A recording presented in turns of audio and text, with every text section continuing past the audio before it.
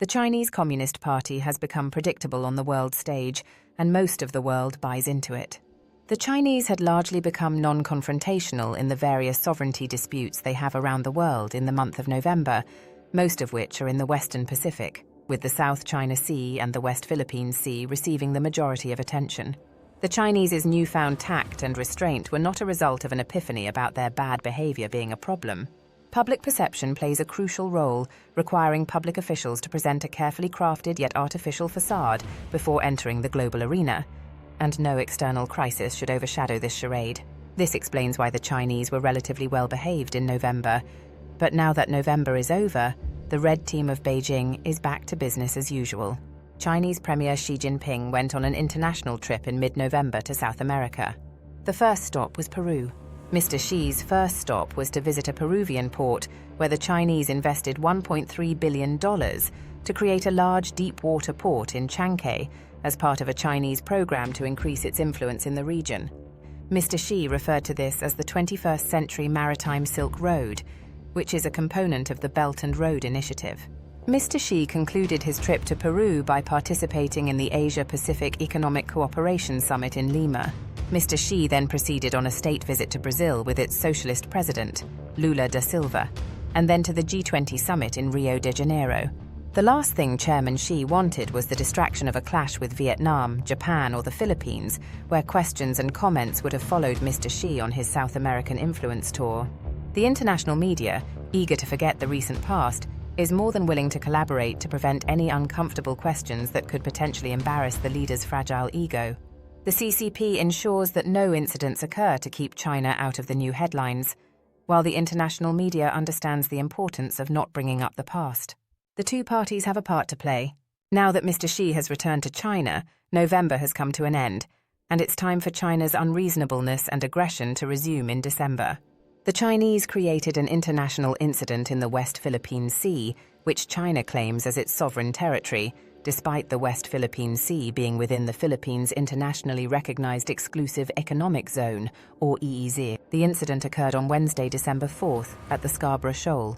A Philippine Coast Guard ship, PCG, and a Bureau of Fisheries and Aquatic Resources, BFR, were conducting a joint patrol to the Scarborough Shoal, which has been the most significant flashpoint between the two countries recently. An international tribunal upheld the United Nations Convention on the Law of the Sea in 2016, ruling against China, a decision China has since rejected. The Chinese Coast Guard, CCG, maneuvered one of its ships to use a high-pressure water cannon against the much smaller BFAR ship, the BRP Datu Pagbuaya. They then proceeded to ram the ship and again used their water cannon against the smaller BFAR vessel. The PCG ship, the BRP Teresa Magbanua, that was part of the patrol, was not subject to a water cannon or ramming, at least not this time, but was shadowed and maneuvered against by the CCG and, surprisingly, by the People's Liberation Army Navy, PLAN. The CCG did have 4 vessels in the shoal that were used against both Philippine vessels, and this has been common practice. The CCG has served as the primary official agency of the CCP, enforcing its illegal claims over the South China Sea, with the Chinese maritime militia also playing an unofficial role in this enforcement.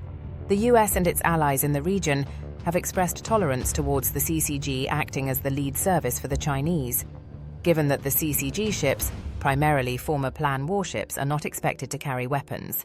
The use of the PLAN to enforce the claims was to be considered escalatory. The PLAN has transitioned from not being involved in the South China Sea dispute, largely staying out of it, to taking a more active role at the Scarborough Shoal. The PLAN is still not leading the CCP efforts in the shoal, but has been present in the background and operating closer to the CCG ships in the recent past. According to PCG spokesperson Jay Tariella, 2 PLAN Type 034A frigates, the Xianyang and Yongheng, were on the scene during this incident, blocking, shadowing and conducting dangerous maneuvers against both Philippine vessels, with 1 PLA frigate approaching within 300 yards of the incident. The skeptic would approach the statement of Mr. Tariella as nothing more than a he said, she said situation, but the conduct of the CCG in the past, which has been well documented, basically removed China from getting the benefit of the doubt. Additionally, the PCG demonstrated a common ability to thoroughly document the incident from various perspectives, establishing China as the aggressor.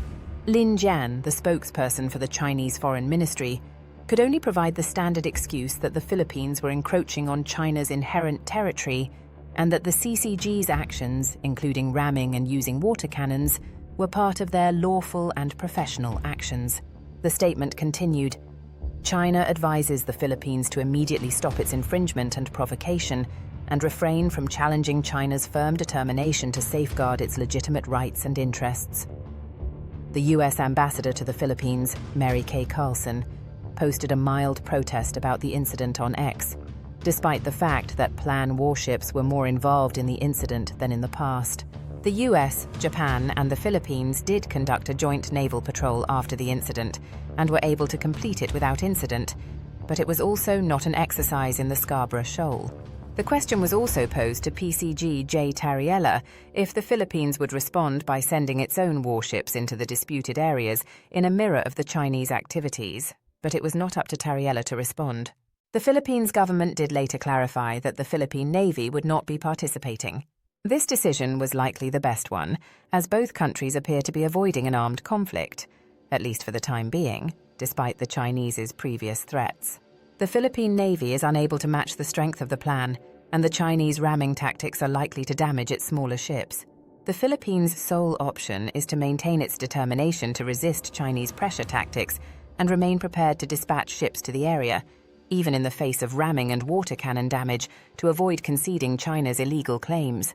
The Philippines benefits from a defense treaty with the US, which means the Chinese cannot risk sinking a Philippine government ship or killing a Philippine marine or sailor without risking a confrontation with the US.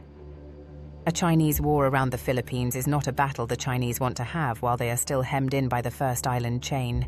It is, however, up to the US, Japan, and other regional countries to put diplomatic and political pressure against Beijing, help create alliances against the CCP actions, and possibly use economic tools against China as well.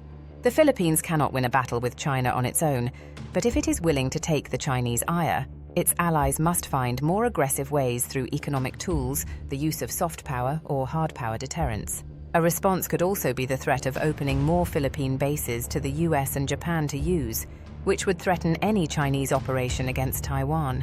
This option could be politically unpopular in the Philippines, and the ongoing political turmoil between the president and vice president could serve as a political distraction. The Philippines could also adopt similar tactics as the Chinese and use grey zone tactics of its own, just as the Chinese do with their maritime militia. The Philippines can utilize its fishing fleet to maintain its presence in the region and enforce its lawful claims, while also utilizing NGOs like Atin Ito to orchestrate disruptive actions and conduct increased monitoring of Chinese activities.